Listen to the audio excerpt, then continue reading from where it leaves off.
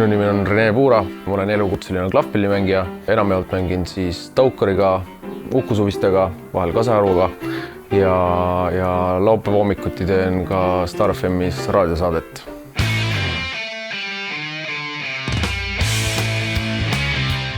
Prillid sain ma kuskil 4. klassis ja tol hetkel nad mulle väga ei meeldinud ja nad terve elu ma kuidagi rõõmuga ei ole just prille kandnud. Aga ütleme suuremalt jaolt segama hakkas just siis, kui ma hakkasin professionaalsemal tasemel juba muusikat tegema ja laval olles tihtipeale higiga nad hakkasid ära vajuma, sa pidid kogu aeg üles lükkama ja suurega rokkimise käigus on nad mul ka korduvalt peast ära lennanud, kus on mitmel hetkel on bassimängija jätnud mängimise pooleli ja ulatanud mulle keset laivi need prillid tagasi.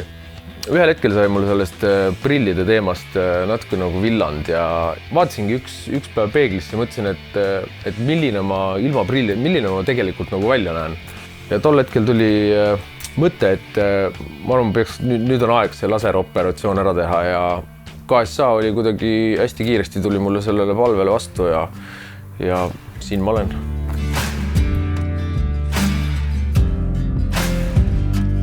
Taastumine oli ka väga kiire selle protseduuri juures, et ma mäletan, paljud inimesed rääkisid selliseid õuduslugusid, kes on erinevates mujal ka nagu laseroperatsiooni käinud, et 3 kuud tegi haiget veel ja pikalt pärast seda, et mul oli kuidagi, see oli nädal, ta käis niimoodi natuke üles-alla see nägemine, kui sa juba näed paremini. Ja siis ma mäletan päris head seika, et tol hetkel oli oktoobrikuu, lehti langes, kõik oli siuke ilus, maagiliselt sügisene ja ma kõndis kuskil läbi pargi ja üks hetk lõi see pilt koos nende lehtedega nagu nii 4K-ks ja nii 3D-ks, et mul läks korraks nagu süda pahaks. Vaata, kuna sa prillikandjana ei ole kunagi harjunud seda pilti nii teravalt nägema, et sa prillidega näed ainult 90% kuidagi nii öelda. Aga jah, ma vahepeal siiamaani unustan ennast kuidagi vaatama mingeid asju, mõtlen, et issand, ma näen nii hästi. Mis ma inimestele võib-olla soovitaks selle koha pealt, et kui sul endal on see finantsosakond enam-vähem paigas ja sa leiad, et sul on raha selle investeeringu tegemiseks, siis mina ei näe mitte ühtegi põhjust, miks ei peaks seda tegema.